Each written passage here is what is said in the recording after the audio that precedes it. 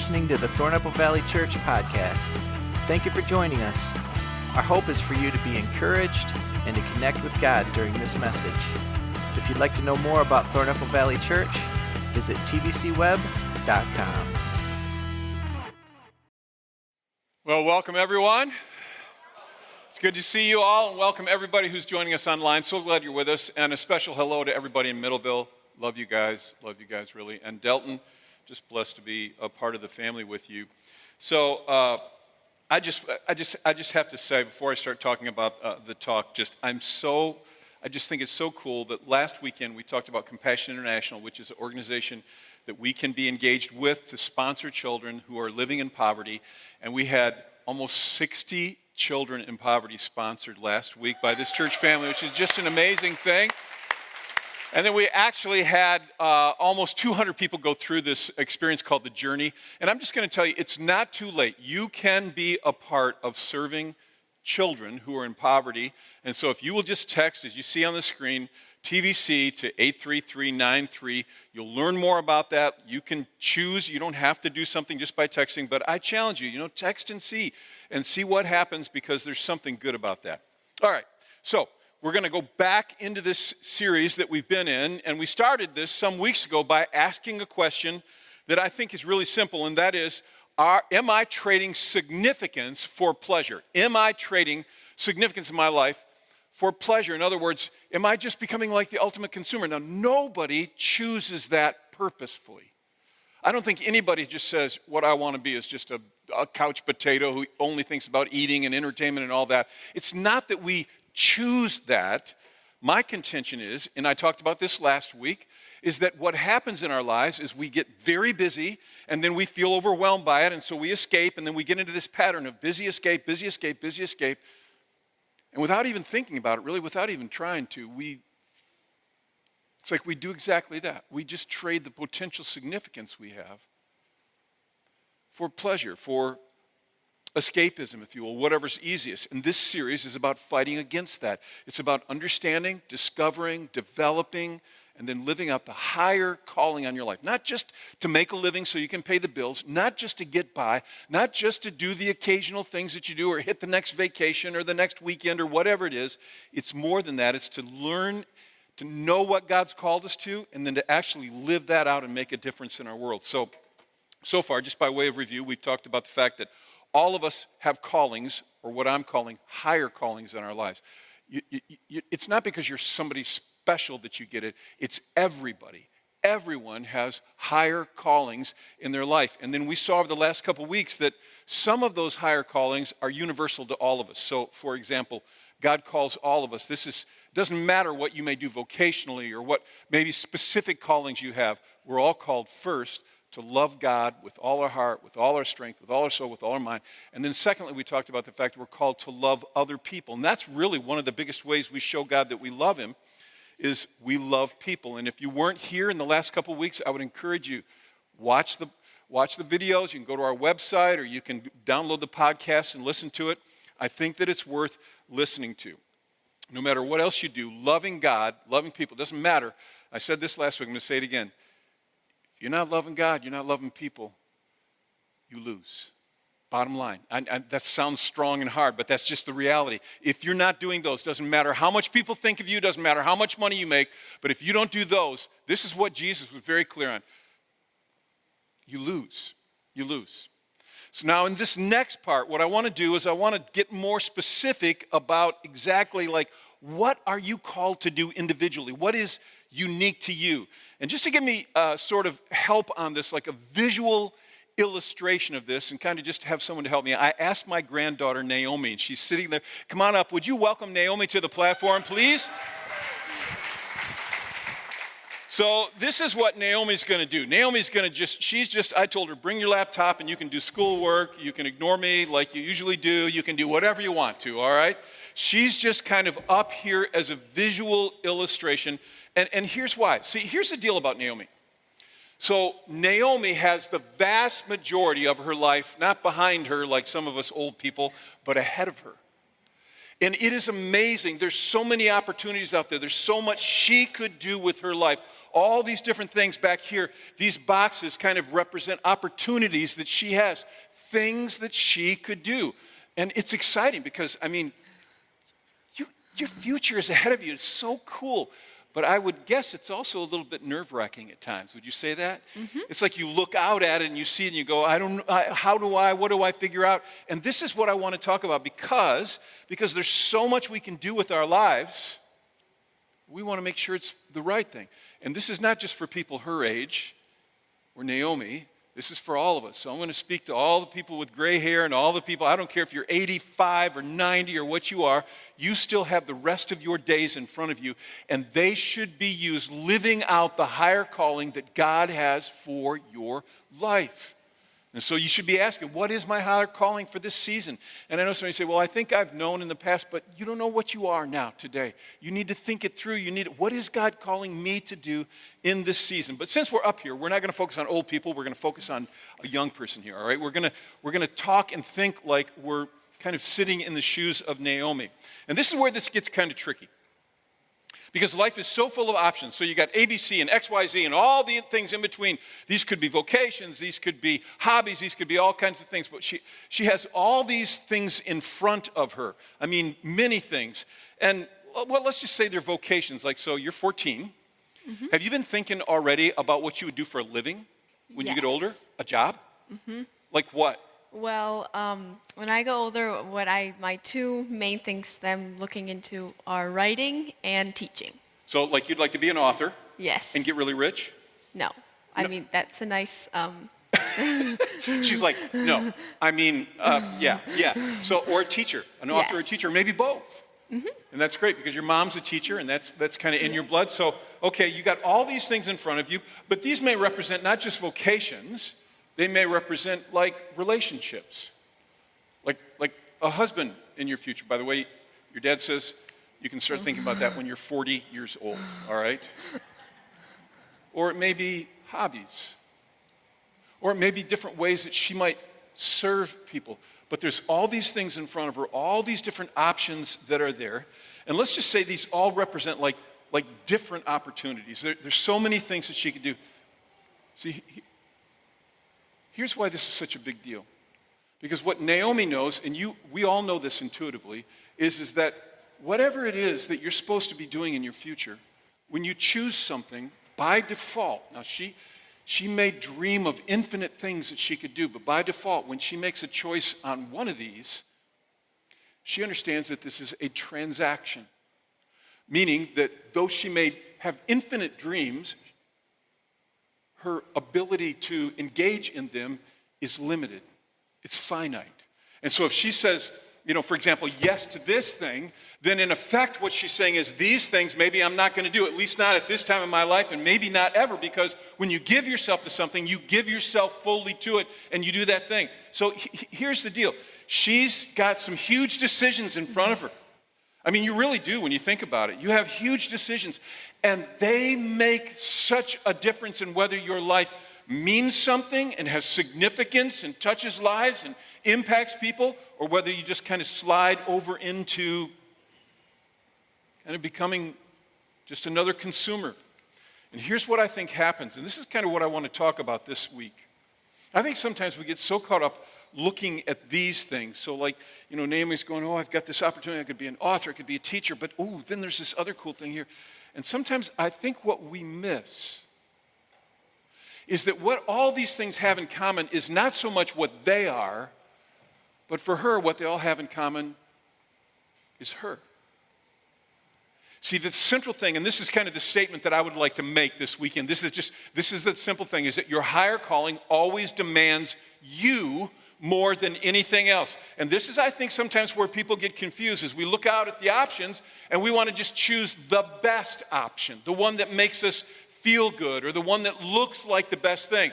But what we need to do is we need to understand that central to all these things, whether or not they work well or we accomplish them, is us, knowing us. And I wonder sometimes if we don't start investigating, like, okay, what would it be like to be an author or be this, if we're talking jobs, or maybe if it's hobbies, or maybe if it's ways to serve. How about if I did this? And we look at these things, and that's not bad, but I wonder if what we should do first is we should look at ourselves and make sure we know how God built us. Because this is the bottom line, is that this may be, you may think this looks really good, but you're built for this. And if you don't know how you're designed and how you're built and how you're created by God, what happens is that you end up often doing things, and I hear people talk about this all the time. It's like they're just enduring. They're just trying to get through whatever it is in their life, and they're just existing. And you and I are called to something higher. Now, there's a lot of reasons, I think, why we don't accomplish what God's choice for me is among all these things. I think a lot of it is that we're just not like self-aware. So let me just ask a question. Would you say you're a self-aware person? You think you're self-aware?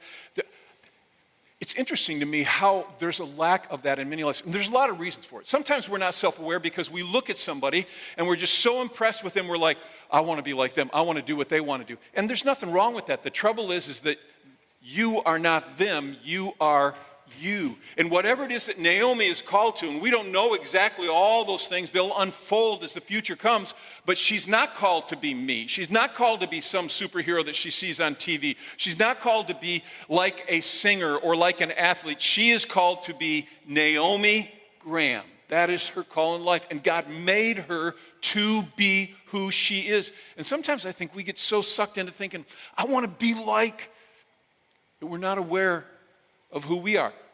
Another reason why people aren't self-aware is often because you've had people in your life who project on you what they think you should be. Anybody have that happen to you? It's like we have this happen in our childhood sometimes. Sometimes it's parents, sometimes it's other people, but it's like they have an agenda for your life. They're going to tell you who you're supposed to be, what you're supposed to do, how you're supposed to do it. And if you don't realize how powerful that is, particularly in childhood, you can spend much of your life trying to please or be like somebody that you're never meant to be, because this is what we do. We project on each other. We all do it. I mean, you know this is true. I mean, it's interesting. I was thinking about that. This is exactly what people did with Jesus. So he comes, you know how this works. He comes on the scene, and he's doing all these miracles, and people are amazed by him and love him, and they think he's so cool and everything. But at some point, it moves from, I'm amazed by you, to, I think I have a plan for you, Jesus. This is what we do. Everybody does this, and we do it to each other. We start to project what we think. And it's very interesting because Jesus, when he began to tell his disciples, you know, this is what's going to happen, they freaked out. In fact, I want you to look at this, and this is found in Matthew chapter 16. But so it says, Jesus began to explain to his disciples that he had to go to Jerusalem, and there he would suffer many things at the hand of the elders and the chief priests and the teachers of the law, and that he had to be killed, and then on the third day raised to life. Now, I want you to look at this, because this always amazes me. Peter took him aside, and he began to rebuke him. Never, Lord, he said, this shall never happen to you. And look at Jesus' response. Jesus turned and said to Peter, get behind me, Satan. Would you have liked to have been Peter right at that point? Get behind me, Satan, he says, because, he says, you're a stumbling block to me. You don't have in mind the concerns of God, but merely human concerns. Every time I read this scripture, every time I read it, I'm always amazed by it, because what Peter believes that Jesus is the Messiah. So he believes that he is talking to God, and he is reprimanding God. I mean, that's amazing when you think about it. He's telling, no, this should not happen. And you know why he's doing that? Because he's doing what people do all the time. He is projecting what he thinks should be for Jesus. And people are going to do that for you, Naomi. They're going to do that for me, and they're going to do that for all of us. And at different times in our lives, it's going to be bigger than others. But we must be like Jesus in that I love how Jesus said it. He just turned to Peter and he's like, I'm not listening to you. You have in mind something different than what God has. God made Naomi to be Naomi. Not somebody else, Not what her grandpa might project on her and say, what I think you should do is become a preacher. Or you should become, she's like, oh no, I think you should become this thing or that thing, or you should be a stay-at-home mom, full-time at that, or I can project all that, but she needs to be who God made her to be. Now, there are lots of other reasons why we are self-unaware, but the truth is for many of us, we're not really aware of the design that God put into our lives for his calling, for his purpose. And I think part of the reason is it just requires a huge amount of energy and work to be clear on who God made you to be, but that is what you need to do. So that's what I want to focus on this week. This is what I want to talk about. Because naturally, you are, and all the people listening to this, you're watching online, you're in Middleville, or you're sitting in Delton, you are built and bent differently than anyone else, uniquely and wonderfully made by God. That's who you are. And you need to be aware of how he made you because he has a plan and a call for your specific life. You need to know the differences between you and other people. For example, you need to be clear. Naomi needs to be clear on how she's hardwired by God, what he's done on the inside of her with her personality and with her passions and all kinds of things. Now, from here on out, I'm going to cover material that some of you who've been around have heard me talk about before. But this stuff is good to keep looking at in our lives. We need to be aware, this is who God made me to be. And that helps me understand when opportunities arise in front of me, well, what is it God called me to be? Because if I'm an XYZ person, to take an ABC role is foolishness. And so we're going to look at some different things, and I don't care what your age is. You may have changed, you may have evolved in some way, and so you just need to think about this, and let's kind of process through it. So first of all, we want to ask the question, how am I bent? And we're going to start by understanding how your personality is built, who you are. Now, what I'm talking about here is the way you go about seeing life, and it's just different than everybody else in its own unique way. Paul was writing about the difference, a variety of people, even among Christians. And this is what he wrote. This is 1 Corinthians chapter 12. He said, the body's not made up of one part, but of many. So if the foot should say, well, because I'm not a hand, I don't belong to the body, it wouldn't for that reason stop being part of the body. And if the ear should say, because I'm not an eye, I don't belong to the body, it would not for that reason stop being part of the body. He's saying, we're all part of a body, but we're different. You are uniquely and creatively made by God. You have different personality aspects. You see and come at life differently. You're bent in certain ways. So let's just talk about some of these when it comes to like personality. And again, I've talked about these, but these are like spectrums, okay? So here's everybody knows this when you've got the person who is an extrovert on one end of the spectrum, and then you've got the introvert on the other end. And I know you all know this, but just for the sake of kind of reviewing what this means, extroverts, of course, are energized by being around other people and their interaction with them. They love that. They love to be around people. They like to talk and listen to people, and they love to talk and listen to themselves. It's just kind of what an extrovert is. And they don't go on vacation to get away from people. They go on vacation to find some action, baby. They're looking for other people. This is how extroverts are built. Whereas you go to the other end of the spectrum and you have the introvert, they're just like the polar opposite. So where the extrovert just loves to be around people, the introvert, particularly if they're fairly extreme, what they love to be is left alone.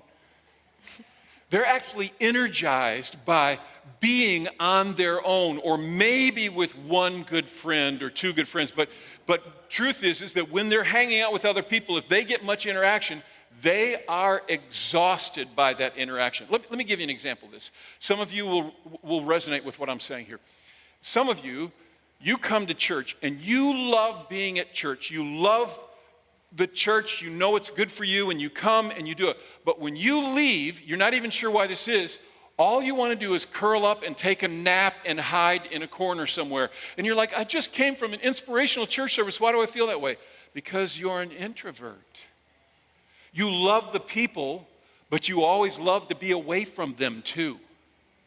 In fact, mostly, you love that more. That's just how you're built. So your interaction with people, don't feel bad if you go home and you just say, I'm going to go read a book. I don't want to talk to you.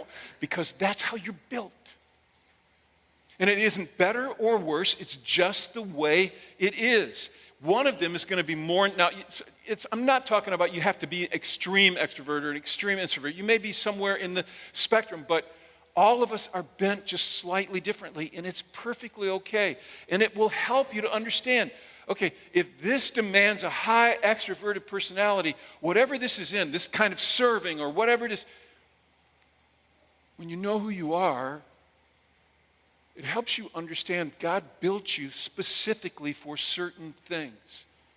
So this, as I said, it's neither right or wrong. It's just how you're built.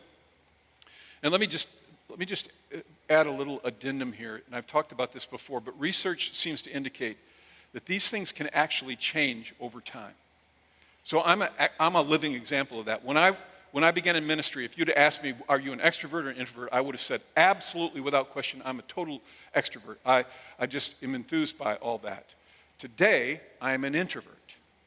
And that is a fact. And my wife tells me that maybe this next season of my life, I might come back into being an extrovert. You don't know. She kind of thinks I'm just a hidden extrovert. I'm not sure. I'm actually living as an introvert these days. So here's the question. What are you? What are you these days? Are you an extrovert or are you an introvert? What about you, Naomi? I'm predominantly an extrovert. You're an extrovert. Yeah. You never met anybody you don't like, right? We've talked about this stuff. So when we looked at each other, when I asked her this question, she just started laughing because we both know she is an extrovert. She loves people and likes to be around them. All right, here's another part of personality. It's the idea of being on one end a thinker and on the other end a feeler. Now again, these terms are very obvious and that, the descriptions really kind of cue you into what they mean. But thinkers, they love facts and figures and policies and procedures, and they like to be fair in their dealings with people. They hate exceptions to the rule, and they actually like rules. Those who are on the other end of the spectrum, they don't understand people who are thinkers. It's like, what is wrong with you? But the thinker, in their mind, it needs to be logical. And if it's logical, I'm in. But if it is not logical, what is wrong with you for even considering that? That is the thinker. Now, again, this is not a bad thing about thinkers, but the more extreme of a thinker a person is, the more logical, the more settled in this side of being a thinker, the less likely they are to be aware of the emotions of others, because and it's not bad, it's just how you are. So you can be in a room and somebody will say to you, did you notice how upset so-and-so was? And you're like, well, first of all, it doesn't even make sense to you that they would be upset. But then secondly, you would say, no, I didn't see any of that. Why would they be upset? What's wrong? You don't see it. And again, it's neither right or wrong. It's just who you are. Then on the other end, you have the feelers.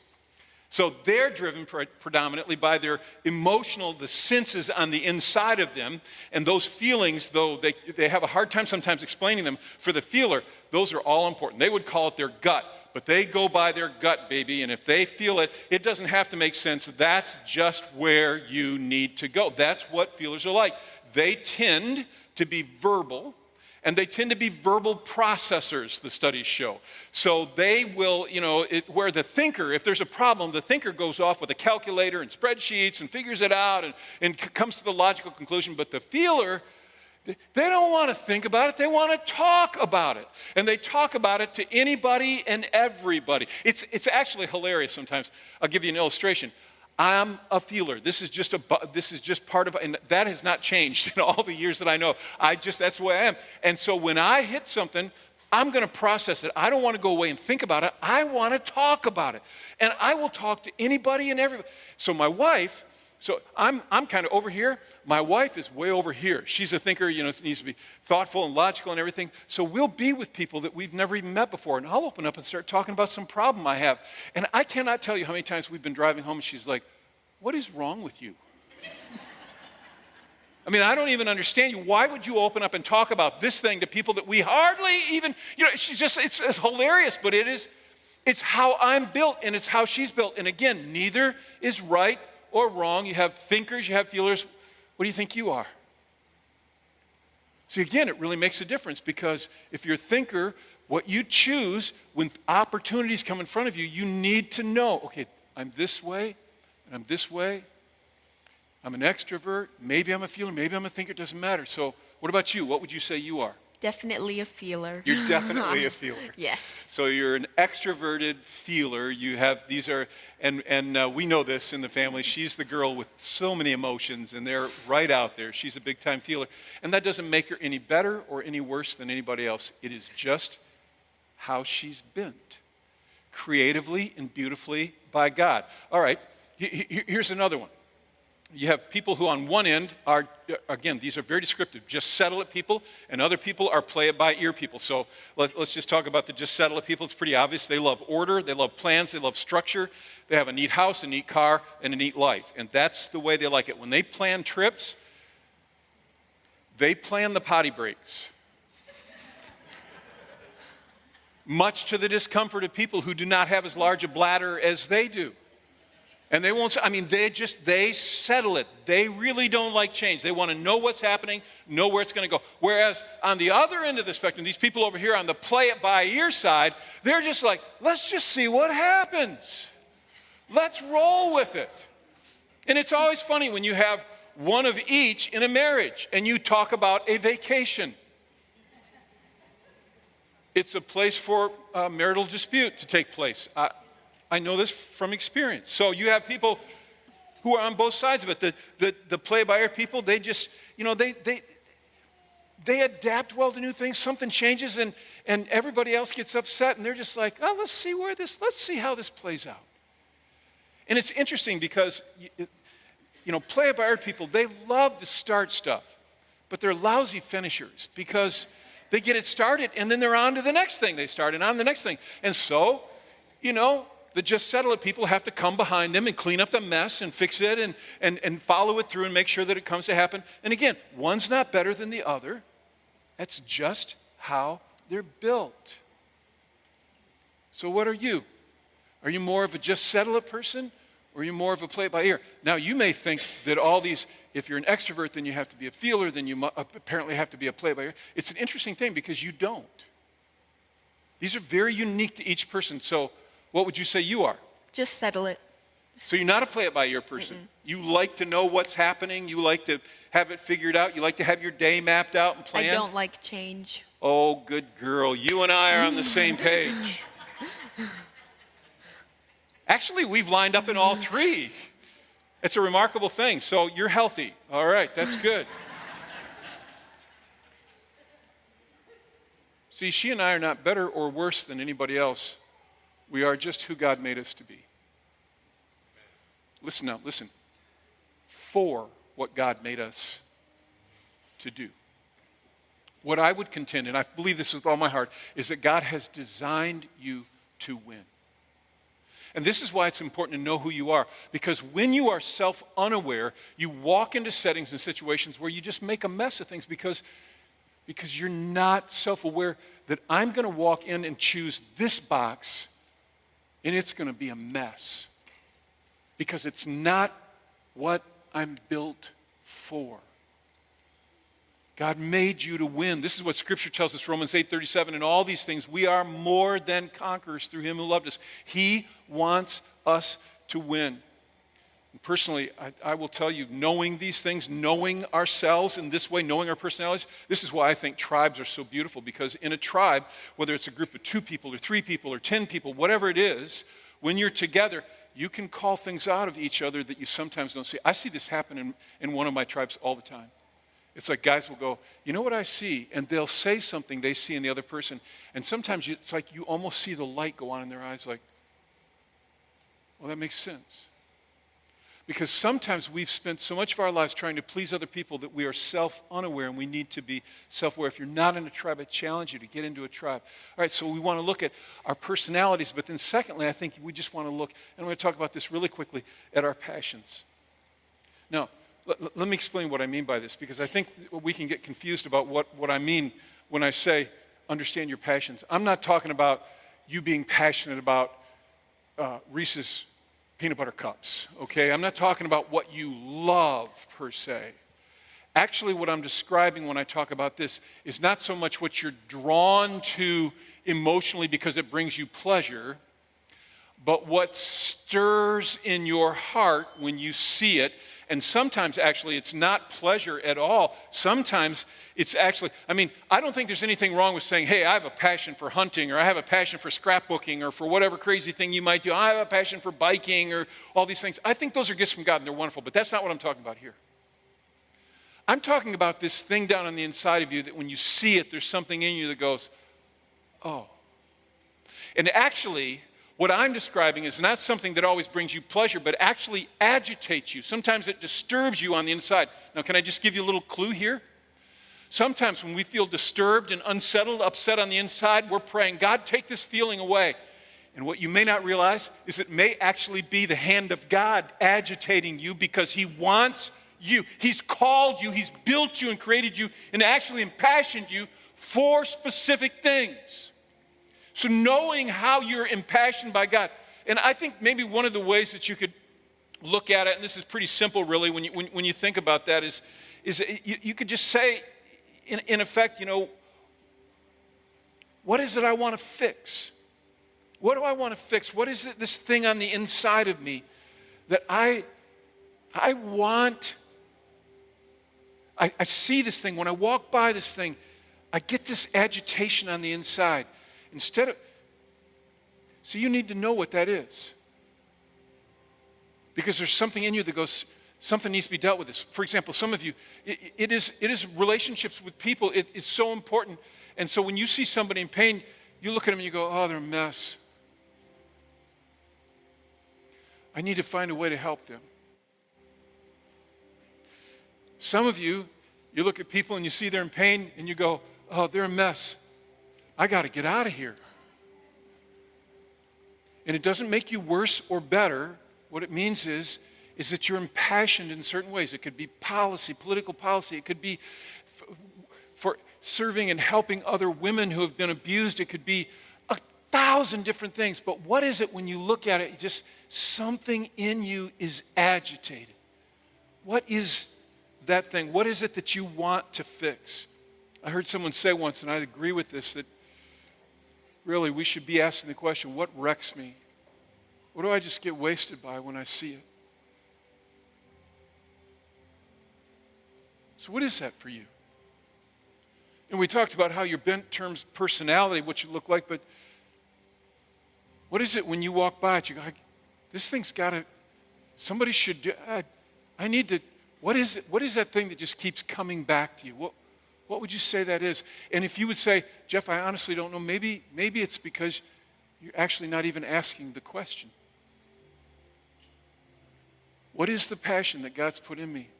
Because you are called to be more than a person who does a job, goes home, lays in front of the tube and watches Netflix until you get up and do it over again day after day after day ad nauseum. You have a calling on your life, a high calling by God to make a difference in your world. What is your passion? What about you, Naomi? What would you say? For my passions, I would say that something I'm very passionate about. Speak up, real loud. Something that I'm very passionate about is connecting with people on deeper levels and creating strong bonds with others and just, yeah. Why? Because I think it is a God-given gift, and when you connect with people, it is a doorway to connecting people with God. So you feel like your passion is connect with people so that you might be able to be a window so they could make a connection with God. Yes. I think that's pretty cool to know that at 14, don't you? I think that's a great thing. So the point of all this is not just to feel good about ourselves. It's not so she can go, well, I know me. Isn't that awesome? This is not. So you have to understand, doing this is not about being obsessed with yourself. It's not narcissism. It is actually God honoring, because when I know how He made me, I can be used for what He made me for. Be aware of that. Be aware of that. Because He made you. He made you beautifully and wonderfully. This is what the psalmist wrote. I love this. He said, I praise you because I'm fearfully and wonderfully made. Your works are wonderful. I know that full well. God built you in love, and He built you for a purpose. And so as opportunities arise in front of you, you have a higher calling.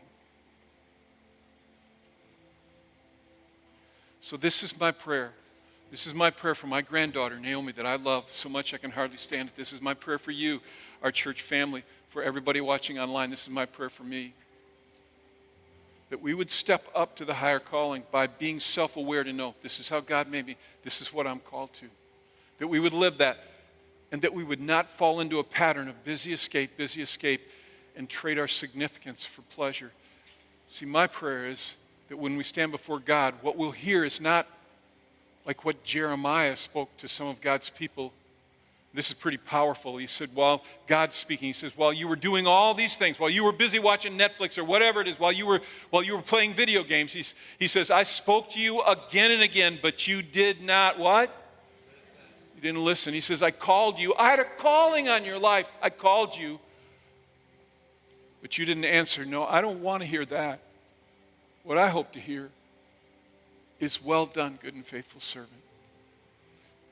I gave you gifts. I gave you personality. I gave you and made you wonderfully. And you lived that higher calling. May God help us to do that. Would you join me in prayer? And then we're going to spend some time together in worship. God, help us. Help us to live, to walk out our higher calling and bring glory to you. In Jesus' name. Amen. Amen. Thank you for listening to the Thornapple Valley Church podcast. If you found this message encouraging, we invite you to share it. For more information, visit tvcweb.com.